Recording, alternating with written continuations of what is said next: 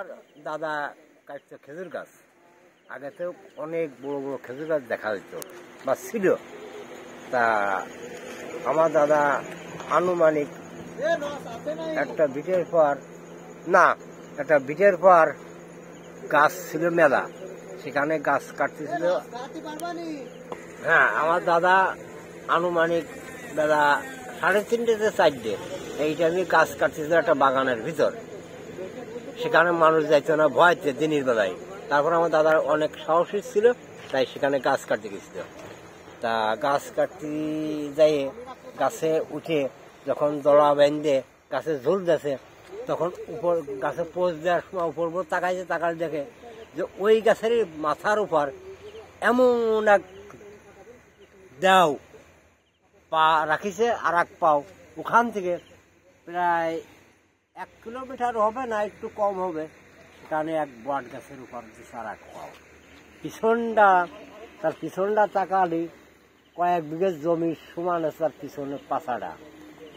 তাই দেখে আমার দাদা এক নজর দেখে সেই গাছকে বেউসে নামিছিল, মাঝখানে এসে ওখান থেকে সে পড়ে যাওয়ার পর পাশের বাড়ির একটা মুরব্বী গরুটি ধান খাচ্ছিল, সেই গরু ফিরে ওই গরুটা হাঁটতে হাঁটতে দাদার কাছতেই, যে গাছটা পড়ে ওই কাছতেই যাচ্ছিল। তখন ওই মহিলা আমার দাদাকে দেখে চিৎকার করে ওঠে। আশেপাশের লোকজন যাই আমার দাদারে উদ্ধার করে বাড়ি আনার পর দেখে বেহুশ থাকে, মাথায় পানি দিয়ে হুশ করার পরে আমার দাদার কাছে জিজ্ঞাসা করা হয় যে কি তুমি গাছটা কি করে পড়ে গেলে। তা আমার দাদা তখন বলল যে এমন একটা জিনিস, আমি যে গাছ কাটতেছিলাম ওই গাছের মাথার উপর পাও, আর এক পাও আছে মাধবপুর কালী বট গাছে। তা আমি তাই দেখে তার পিছনটা দেখে আমি বেশি ভয় পাইছিলাম যে কয়েক বিঘে জমির সমান তার পিছনটা। তাই দেখে আমি নিচে নামতে গেছিলাম। তা কোনভাবে নামিয়েছিলাম এটা আমি বলতে চাই না, এইটুকু জানি আমি। এরপর আমি আর কিছু জানি না। ঠিক আছে। আচ্ছা, আর একটা ব্যক্তি রাতের অন্ধকারে পরের জমির ধান চুরি করে কাটতে যেয়ে সে দেখে জায়গায় গেছে ধানে পোষ দিলি, দেখে যে একটা টুপি মাথায় দিয়ে একটা মুরব্বী লোক ওনার দিক চলে আসতেছে। তা উনি গৃহস্থ মনে করে উনি ওই ছুঁয়ে রওনা হয়, 1 পা 2 পা পিছন রওনা হয়। আর ওই ব্যক্তি যত যুদ্ধে বাড়ির দিকে আসতেছে, সে ব্যক্তি তত যুদ্ধে তার কাছে আসছে। আসার পর বাড়ির কাছাকাছি আসেনি। তা ওই মুরব্বী লোকটা বললো যে আজকে তুই জীবনে বাঁচিয়ে গেলি, তো ধান চুরি করে কাটার স্বাদ মিটে দিতাম, আজ তোর কাছে কাশি ছিল বলে তুই বাঁচিয়ে গেলি, নাই তোর ধান কাটা দেখাই দিতাম। কাশি না থাকলে খবর ছিল? হ্যাঁ, খবর ছিল। কাশি না থাকলে তোর খবর ছিল। এইটা গেল। আর 1 তারিখ ওই ব্যক্তি কোথাও এক পার্টনার নিয়ে চুরি করতে গেছে, শিন কেটে চুরি করে আইছে। 2 জনের মাথা 2টো বোঝা। একটা খাল পার হতে, খালে কোনো রকম পানি, 1 পাও পানিতে দিলে আর 1 পাও ডাঙ্গায় পড়ে, এই নামের পানি। খাল বড় কিন্তু পানি শুকিয়ে গেছে। তাই মানে ওর পার্টনার হচ্ছে আগে যাচ্ছে, আরও হচ্ছে পাশে। ওর পার্টনার যখন পানি পাড়ে উপরে উঠেছে, তখন ও পানিতে পাও দিয়েছে, 1 পাও দিয়ে আর 1 পাও ডাঙ্গায় দিয়েই ওই পাও টানতে গেছে। অটোমেটিক পাউডার শিকল, মনে হলো যে শিকল দিয়ে বান্ধে টেনে ধরে রয়েছে। তখন ও খুব গুদ্দাগুদ্দি করে, খুব শক্তিশালী ছিল, গুদ্দাগুদ্দি করেছে না পারে। তখন ওনাকে ওর পার্টনারকে ডাকতে যাই, একটু আমার হাত ধরে, আমার পাও পুঁতে গেছে, কিন্তু আসল কথা বলি নেই যে আমার কিছু লাইন টানিয়ে ধরেছে। তার উনি এসে হাত ধরলি, ওনার পাওয়াটা অটোমেটিক ছাড়িয়ে গেছে। ছাড়িয়ে দেওয়ার পর উঠেছে 2 জন, উপরে উঠে চলে আসছে। উনি মনের কথা বলি নেই ওনাকে, পার্টনারকে মনের কথা বলি। ওখানে আবার জায়গাটা ছিল শ্মশান। শ্মশানে বুঝে ওই কথাটা বলি রে, বলে আর বললে হয়তো দুজনে ভয়ে পেয়ে মরত। তা ও সাহসী ছিল বলে ও চলে আইছিল। পরে এসে এই জিনিসটা বলে যে এই কাহিনী ঘটেছিল। তখন ও কইছিল ওই জানতে করি তো আমি তো ফোনটা ফিরতে পারতাম না, তার পার্টনার এই কথা বলল। আচ্ছা, এটা গেল।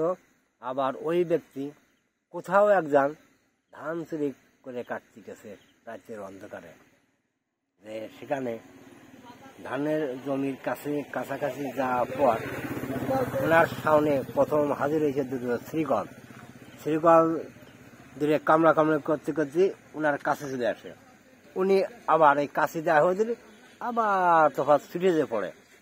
এই করে বারবার আসতে যায়, বারবার আধা ঘন্টা মতন কাটাইছে।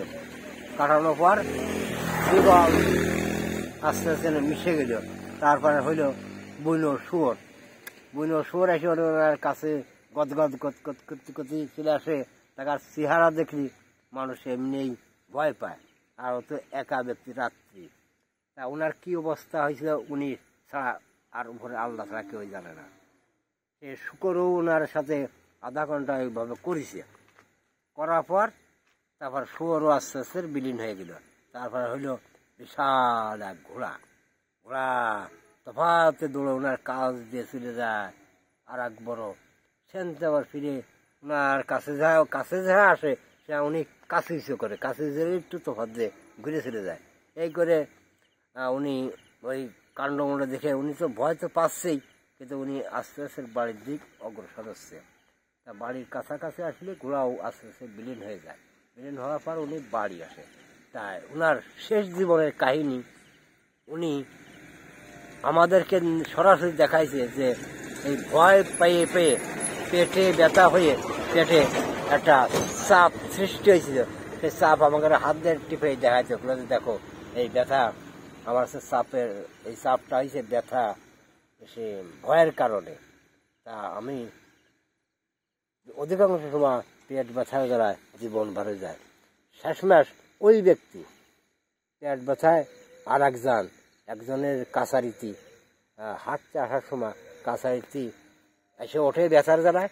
সেই ব্যথা অবস্থায় কাছারিতি এক চাং ছিল, চাঙ্গির পর শোয়ার পর ওখানেই তিনি মারা যাওয়ার পর এক আনুমানিক ঘন্টাখানিক পরে ওই বাড়ির মানুষ ওই চাঙ্গির পাশে গরমের সময় তো চাঙ্গির পাশে আড্ডা দিত রাত্রি খাইয়ে দিয়ে যে উনি এরম ঘুমানো অবস্থায় পড়িয়েছে। ওনার গাও ধরে দেখা দিচ্ছে, হাই চাষা ওঠো নাকা। চাষা দেখা যায় যে মরিয়ে সারিছে। পরে তার গার্জিয়ান কর্তৃপক্ষের খবর আসলো গার্জিয়ানরা যে তাকে তুলে আনিল মরা অবস্থা। দেখা যায় মরিয়ে সে শক্ত থেকে অলরেডি। তার বাকি জীবন ভয়ের কারণেই অকালে মারা গেল। এই গল্প এখানেই শেষ করতেছি। আরও কাহিনী বহু আছে, তা ভয়ের গল্প আর অত বললে লাভ নেই। এখন রাত অনেক হয়ে গেছে, এই পর্যন্তই থাক।